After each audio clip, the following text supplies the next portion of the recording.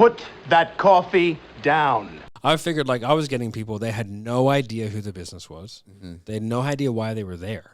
They didn't. They were like, I don't know. Some lady called me and I'm on the phone. Okay. I would get that all the time. I was like, right.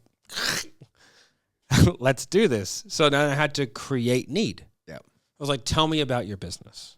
Mm-hmm. And then they'd sort of walk through and I had a process where I would pull some stuff out and I would just try and pull like one problem that I was like, sweet, that's the problem. Then I would ask them a series of like logistical questions around that to make sure that like we could even help. Because if they were like a brand new business, and anyway, it was only going to work for, you know, like an avatar, right?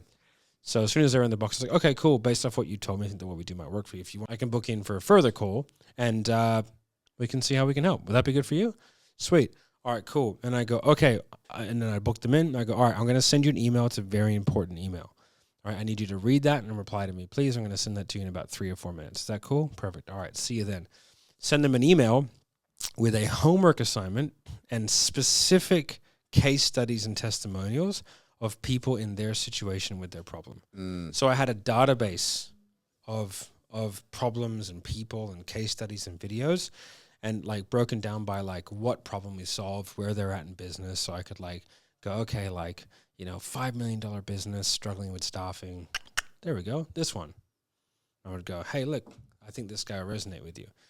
And then from there, sometimes I had like funny words in the middle, because I'd try and send them a very simple email, and at the end I'd go, please reply with flamingo penis if you've gotten this email.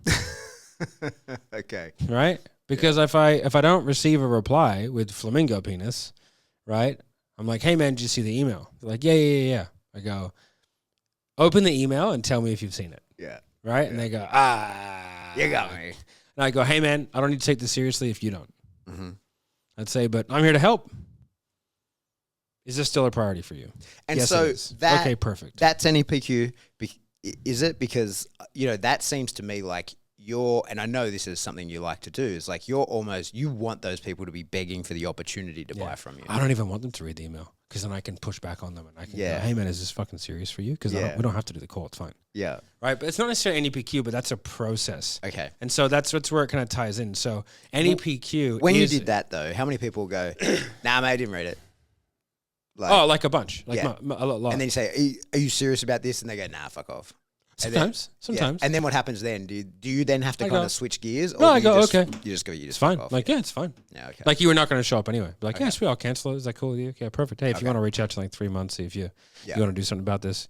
You know, so, but it was rare. Like, it wasn't common. Yeah. Most time I go, hey, man, did you get the email? They're like, no. I'm like, hey, man, like, you know, did you open it? Yeah, I did. Are you sure? They're like, I'd be like, hey, dude, that's an important email. Like, I've sent it specifically for you to give you enough context where our next conversation can actually be productive. Mm-hmm. If you don't have 4 to 5 minutes to go through an email over the next 2 days, maybe this isn't the right time for you. Mm-hmm. And they go, oh, no, it is. And I go, okay, cool. Reply to the email within the next 30 minutes or I'll call you again. Okay. And they go, okay. And they reply. And I go, sweet. See you then. Okay. You know, so, but that's about kind of like taking them through a daddy's year process, which for that niche worked really well. Now, NEPQ ties on top of that, because like that's the logistical journey I'm taking people through, and I'm making sure that I'm tying things off. Like I know that they're not aware enough, so I have to do things specifically to create that awareness, which is like case studies, testimonials, trust building. I need time, so I'm going to do a 2-call close instead of a 1-call close. Like asking people to do a 1-call close at the back end of a cold out, you know, it's just not enough time, guys. Like, what are you expecting people to do? Work fucking miracles and Jedi mind trick people into buying shit? Like, it doesn't work that way. Which is why most of those biz op offers have like a 5% close rate. Right. They just don't take the time. That's why they go like that. Right. Try and outspend themselves, right? Put that coffee down.